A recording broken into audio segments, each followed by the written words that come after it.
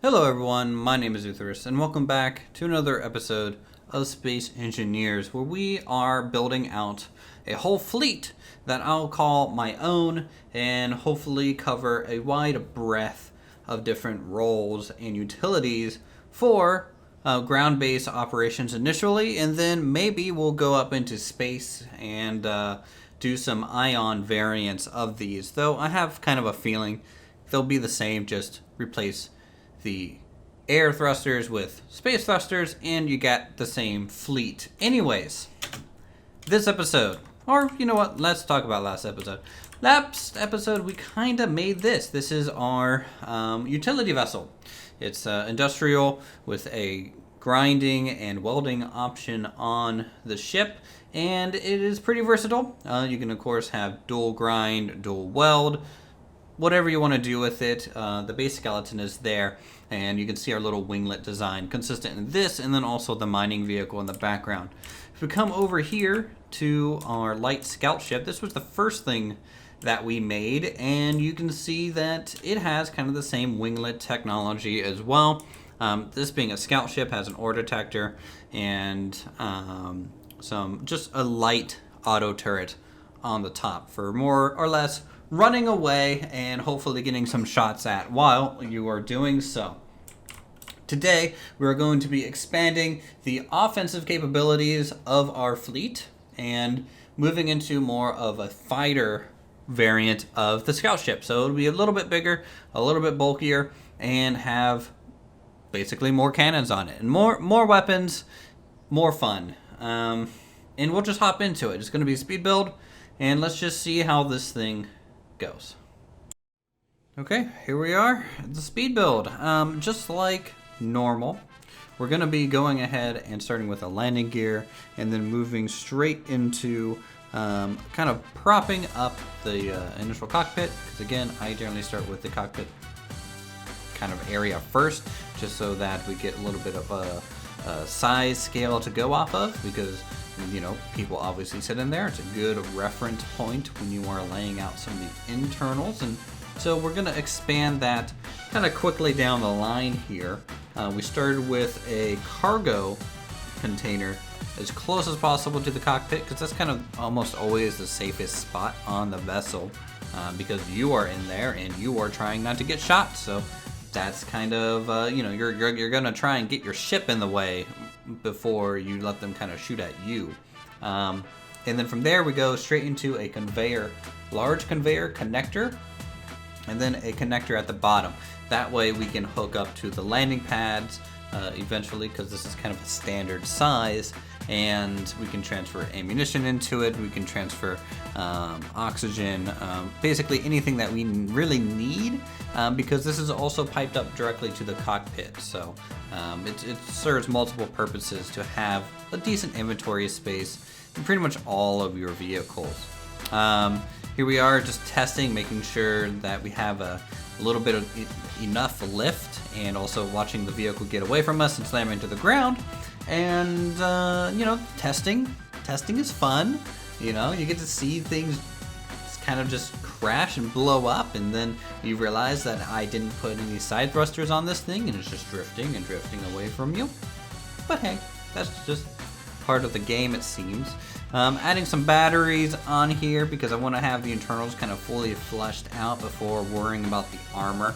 That's kind of always a good thing to try and do. The design, overall, we are trying to start relatively even with the cockpit, and then as we go back, we're kind of lifting the engines up a block so that we get a little bit more of a wedge shape, or an area that kind of boosts the wings a little bit higher than your person, so that you can walk on. And I just cut the ship in half.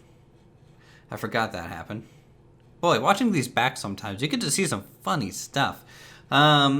Anyways, the purpose of raising the wings up is just so that I have a little bit more height to get my character underneath there when I'm building it when it's landed, or so I can actually crouch underneath the vehicle. Also, it just adds that nice little bit of variety. Now, I'm noticing this after the fact, but the speed build here with the cannon placement is incorrect. Back in the day, I'm pretty sure there used to be a back hatch for the Gatling guns, but they don't exist anymore. So they can't be piped up directly at the end of a connector there. And I don't notice that until really the thing is made. So it'll stay like that for a little while. Just so you know, you don't have to comment to tell me that this is wrong. I end up figuring it out because none of our connectors worked. So, hey, it's the things you learn, right? This vehicle is going to have a little bit of firepower to it. As you can see, we're going to have 4 Gatling guns on it and 2 rocket launchers. That way we get a good amount of punch for the size and a little bit more of a sustained DPS with the Gatling guns themselves. Now this is going to be a light armored vehicle, and because of that, it will be pretty vulnerable to most damage types. That's just kind of the way it is. That's just how it happens.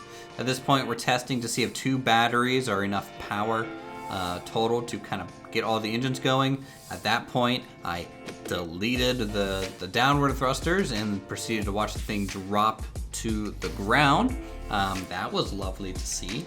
And rebuilding that, trying to fit some more thrusters in different areas, realizing that for a effective combat vessel, we're going to need more engines because we want that maneuverability these things offer. So if you're making something combat oriented, you want kind of as much as you think you're going to need to be combat effective. Now for these type of things, I'm not worrying so much with the lateral thrust, because lateral thrust is kind of like a luxury kind of component in my opinion, because most of the time when you're in a dogfight, you're moving forward and flying almost like a plane, you know.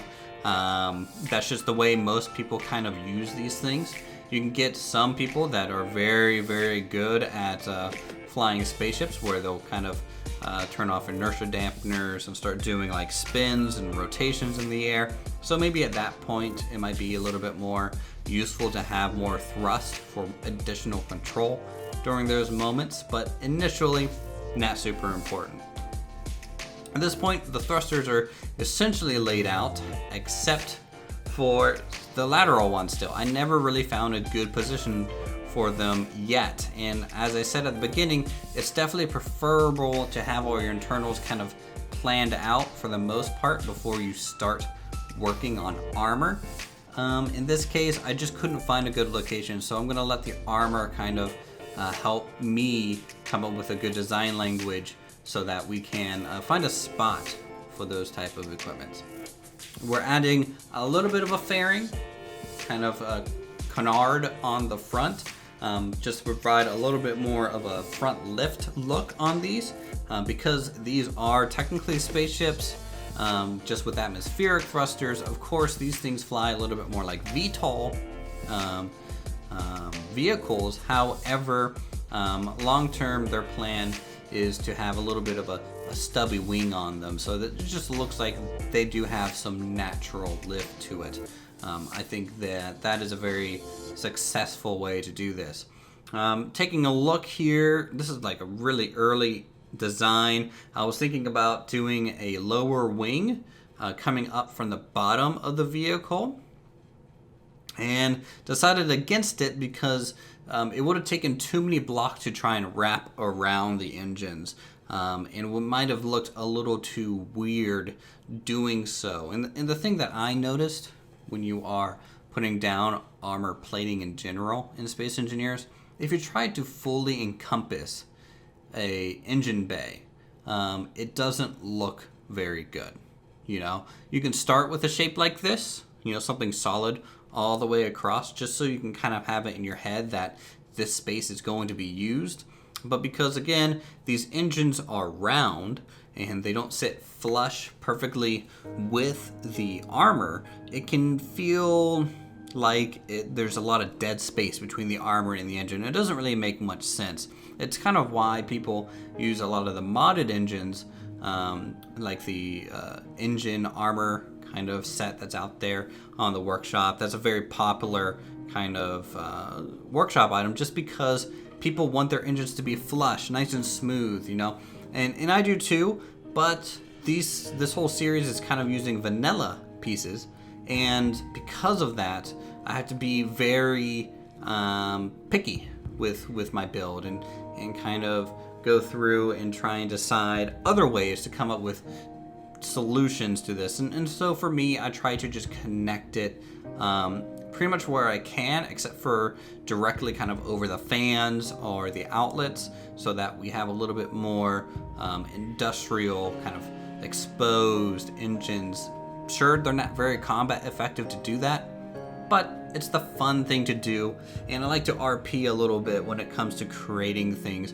I wanted to tell a little bit of a story. I wanted to tell, like my design choices. They might not be optimal, but maybe I'm trying to save part count just for this is a cheap vehicle meant to be mass produced and just thrown at an enemy, rather than being a very, very expensive battleship that might be commanding a fleet where you might have one of, and that one might be a little bit more protected.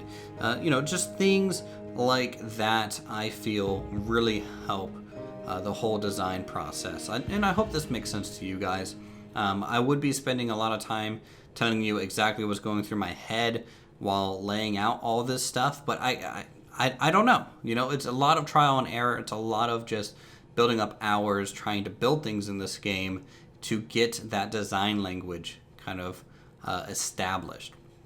Like you can see, these lateral thrusters are in place now, and I've kind of set them on top of the wing, and I've built like a little bit of a covering, a partial covering over them. And we'll end up tying that a little bit more into the wing later, but that is, part of the design decision, adding these little extra corner pieces just to make it a little bit longer, but also a little bit thinner overall. Making sure the width of this vehicle is not wider than our landing pad, because I built it away from the thing. So it's all these things kind of going through my thought process, almost at like a rapid pace, right? Because I want this to be constantly looked at and addressed and balanced out. And even the nose, the way the nose is built, I tried to make it a little bit unique by using some of these different angled slanted pieces, and then building up a little bit more of a snub nose on it, so that it can have a little bit of a rounded look, but also still have that crunch zone that you want. Because if I bump into something, I don't want it to just instantly pop the cockpit. That would be bad, because I'm sitting in it and it might pop me out of there. I might fall to my death. You just kind of never know with those things. So it's just those processes, constantly refining them and coming up with creative solutions for creative problems. That sounds like it's a business ad on like the television or something. Creative solutions for creative problems, brought to you by Uthris Co. All rights reserved. We got extra little fins coming out, and winglets being formed. You can see that our main wing is actually being kind of split into two wings, an upper and lower section, and those are being supported by struts into the main compartments of the engine. We'll go ahead and cover up just a little bit of the internals. I personally like having internals exposed. I might do little pieces of ramps, kind of just to make designs and indents and angles, just to cover kind of short panels. Like you can see at the top there, we just used wedges just to make it look like it's a ventilation area for the batteries. It does make this thing weaker. I'm not gonna lie, how effective is this ship compared to some other people's? Probably not as effective, but is it fun? Does it have character? Yes, and to me, that is more interesting than making something that is just the best ship possible, right? I don't like to metagame a whole lot. It's just not interesting to me to sit there and just crunch the numbers, because everyone would just be in Borg ships the whole time. It would just be boring, guys. My personal opinion, right? Here, trying to protect the batteries a little bit, but you can see I left the bottom exposed. We're extending the ventilation down through the whole battery compartment. I'm going to leave the charge lights exposed so that I as the pilot or the person boarding the vehicle or working on the vehicle can see how much it is charged. Having those visual cues, super nice to do. The back is just kind of angled plating for now. That could change. Now that we've added a lot of kind of armor onto it, we want to test the weapons. We want to make sure nothing's clipping. None of the thrusters are popping armor off. So you just do a couple laps around. You just work off of a copy, so that you don't have to lose the original piece of work. Hide some gyros in the internals. Do some additional little struts on the underside so that, if I lose some top plating, I don't want the top plating to be necessarily the only connection point to the engines, because if you lose that, you lose the whole engine. So that would be bad. So, you want to have redundancies when it comes to those type of stuff. The landing gear, you can see that it just looked a little bow-legged there. So what I wanted to do is just add a little bit of an angle to it, give it a little bit more of a refined, kind of thought out look. I'm not going to be adding rotors to this because rotors, in my opinion, while cool, very cool to have an actual functioning landing gear, they just take up way too much room. I still think that's one of the best things about the game Star Made, and what that has over kind of Space Engineers is just simply the fact that getting pieces to interact with each other, in my opinion, is just a bit better. You don't get a lot of that clashing. Their rail system is very versatile on its overall usefulness, unlike rotors in this, which tend to kind of explode in a way. The color scheme. The color scheme is going to be our faction color scheme. I don't remember why, because it's been a while, but our faction color is gray and white. Kind of a gray undertone with white armor, kind of exposing a lot of the highlights. So it looks pretty cool. I like it. I like having a two-tone system. It makes things a little bit easier for coloring. Coloring in general is a little bit of a pain in the game because you can build over something and you can't quite reach it, so you have to delete the block over it, paint the under block, replace it. So painting is something that I don't necessarily enjoy doing during the design phase, because overall it slows it down. So I kind of save it for the end here. So this is pretty much how this build turned out. It's pretty good. I definitely like it. We'll go ahead and pop into the real-time section so that you guys can kind of see how it performs. And I might have a little bit of a surprise for you closer to the end of the episode. And just like that, we are complete with the light kind of attack vessel here. So we got a few more cannons on this. So you can see it's a little bit, again, like a bulkier version of the scout ship back there in the background. It's got a little bit more thrusters to it in terms of downwards and reverse, so that it can kind of be a little bit more maneuverable for the extra weight. It's still got the extra little lights on there that's kind of blinking, red on the left wingtip, green on the right wingtip, and then we also have a white strobe.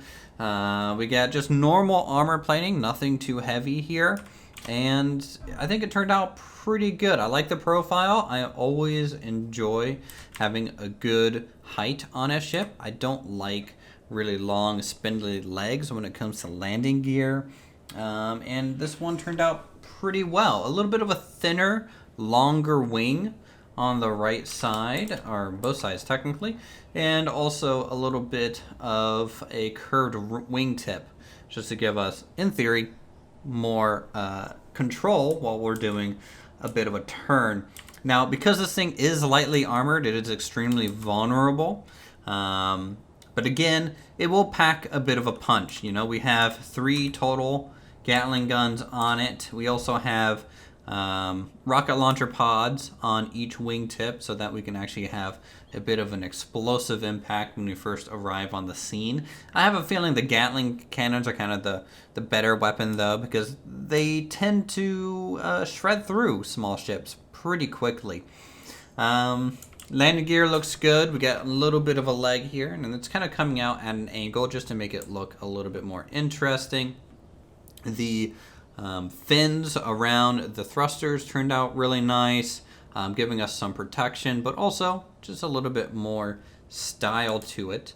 And I like that it fits on this pad, and you can walk underneath the wing, right? I don't have to crouch to get around this vehicle, and I think that's a good goal to have for any of these small fighters, right? Because I don't want to have to crouch to get around it. It allows me to kind of access all the areas quickly for if I had to weld it. And overall, it turned out pretty nice. I like the little snubs nose on it. That kind of comes down. The two-tone paint job of black and white, which is kind of the colors that we're going with for this kind of fleet here. But of course, you're free to kind of color it however you wish. Connector at the bottom. This is, of course, how we kind of line up things on the landing pad. And ideally, the connector down here on the landing pad would be on a little bit of a piston, and it would come up and just dock with it and be pretty good there. Outside that, before we fly it around, I do want to bring to your attention that I went ahead and made a larger variant. You know, I was building that thing, and I was just thinking to myself the whole time, well, what would it look like if it was a heavier attack craft? And this is what I came up with. So I actually chopped off the nose of this actual vessel itself, added a double cockpit, extended out the front fairing a lot, added 3 times more weapons on here, so we get extra firepower in all regards. And I also doubled up the rockets. So we have 2 rocket pods on each wing for some extra explosive impact. Now, you guys might also notice that the armor looks a little bit different. This is actually all heavy armor blocks. So it does have a little bit more protection, but in testing, I found that really small ships are extremely vulnerable to just about any sort of gunfire. Heavy armor or not. This thing is still extremely vulnerable. It is a quick strafing vehicle. It is not for prolonged fighting. So we just increase the firepower dramatically and beefs up the armor just a little bit. I tell you, like, I can shoot off the wing of this thing just as quickly as I can the light attack vehicle. In fact, there's so many craters here in this lake now that it's a little ridiculous. So extra weaponry and extra features that are on this craft that is not on the light variant is obviously we have 2 cockpits. 2 people can ride around in this one. Both of them can be flight seats. Depends on who gets in first, essentially. And we also have a turret on top and a turret on the bottom right there. So if you are flying with a co-pilot, they can operate a turret. It seems pretty reasonable to me. There'll be an extra asset to you if you're trying to flee or whatever. And also, if you're just piloting it solo, it is at 2 extra cannons that are going to be shooting at your target. We have the same kind of swept wing design that kind of come up at the wingtips here. And, you know, because of this craft being so much bigger and having so much more internals, it definitely reflects that. We have the intakes for the double kind of vertical thrusters here so that this thing can be lifted, because it's about twice or 2.5 times as heavy as the smaller variant. And then also, just so we can keep that acceleration, we have 4 total thrusters as well out the back. Now, because of that, we had to drastically increase the battery bank to, I think, 5 total batteries. Does add even more weight, and you know, if those get shot out, you lose thrust to just about your whole vessel. So definitely keep that in mind while you are flying this around. It still has a nice, sleek, low profile, and that's what I really want with these things. You can still crouch underneath here though and access a lot of the internals pretty easily. It's got a lot of under struts going out to the wingtips and things. Bit of a unique fairing around the thrusters as well, and piping to, of course, all of the cannons. It's just a tri kind of configuration here in the middle, and it turned out pretty well, for sure. Definitely turned out well. I'll show you how well these things fly. So first things first, I'm just going to copy them because I find that to be the safest way in case I crash the original array. And I'll copy a variant up there. So we'll let's hop into the front cockpit. We'll turn our HUD again. And you can see it has a decent amount of acceleration. It does have a bit of a battery issue, obviously, but that's fine. You never really lose control of the vehicle at any point through turns or anything like that. You are basically using all the power she's got to accelerate. The cannons, you can just hear them roar here with the heavy variant. Very powerful. It really just goes through the ammo. And then we also have those dual rocket pods on each wing. So definitely providing some explosive power to the mix. And it flies really well. You know, just like all my vehicles, they are a little bit drifty, and it helps to lean into the turns so that you can kind of transition off the side thrusters to kind of lean a little bit more on the bottom thrusters. If we come here over to the other ship variant, you'll see just kind of how vulnerable it is. Okay, now granted, this is a heavy attack craft, so maybe you know what, before I shoot at it, let's use the smaller one to shoot at these, just to maybe display the its ability to maybe absorb a little bit more damage. So we're going to spawn both of them out here.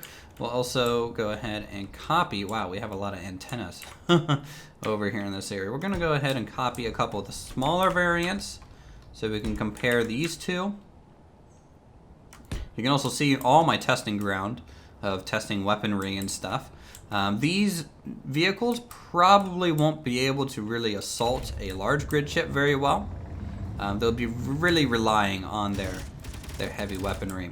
So this is the light assault variant. This is the one that we kind of built on the video. See, it's pretty agile. It has a little bit more agility when it comes to maneuvering with gyros. Still has a good sound with all the machine guns on it, and it still also has a couple rocket pods. So you know, it's not a completely useless contender. It's definitely a cheaper variant of the heavy, and that's totally fine, right? You know, it has less armor plating and overall just cheaper for people on a budget. So if we just come over here and take a look at these vessels. So if let's shoot our mirror copy here. So this is the light variant, and so if I just say go across it in just a good solid burst, it kind of survives it just fine. It's not going to fall out of the sky just from that. If I hit it with 2, you know, it's still kind of floating. Obviously, it is becoming a little bit more bare bones. It's essentially dead in the water because it's lost both major engines. And then we'll go ahead and just shoot it out of the sky like that, and it will go ahead and fall down. Now the heavy variant, you know, it's a little bit more interesting because it doesn't feel like it can take much more damage. So there's one pass, and then maybe we'll do that, and you can see it's already kind of falling. So it looks like shot through a lot of the ventilation openings on the vertical thrusters there, and so it kind of just didn't have enough to maintain its height. But if I just keep shooting at it, you can see, you know, even for heavy armor, you know, heavy armor just doesn't seem to protect small ships much more than the lighter ones. It definitely protects it a little bit more for explosive damage. I feel like heavy armor is better at that than lighter armor for sure. But you can see they're pretty vulnerable crafts. If I wanted to make a little bit more of a long-term fighting craft. We might do something with large grid vessels. Let's test the rockets out on an actual flying target here. If I can actually hit it. So hit it with 2. You can see the main cannon on top's on fire. So you can see it can absorb a couple rocket hits. But the Gatling cannons definitely do a lot more damage strictly to the armor. Yeah, this thing's still floating. Okay, that's still floating. Let's take a look at the other one. Where is the other one? There it is. It's a little hard to see in the background. So that's 2 volleys, 3 volleys, and it's gonna start listing and going down. So pretty much, you know, ooh, and it just slides across the ice over there. So it does look like the heavy armor is helping a lot with the rockets. So maybe it's to help with the rocket meta in a way. So people start relying a little bit more on Gatling. Boy, these are just fun to kind of shoot out of the sky, aren't they? And I think that's it. I think that's a pretty good overview of the 2 new vehicles for the fleet. Next episode, I think I'll go ahead and start working on maybe a bomber. Either using the warheads, not 100% sure, or if we want to use just a whole bunch of reloadable rocket pods. Not 100% sure on how I want to handle that, but I do want a bomber specific variant. So a little bit more boom and a little less daka. So look forward to that as we move on down the main ship line of the light vehicles, and then we'll worry about making a bigger variant and then finally move on to maybe large grid stuff. So if you guys enjoyed the episode, feel free to subscribe for more creative goodness such as this. Hit that like button if you want to see more Space Engineers on the channel. Leave a comment on what you think of our 2 designs and what you might want to see next for the fleet. So with that, I'll see you all in the next video.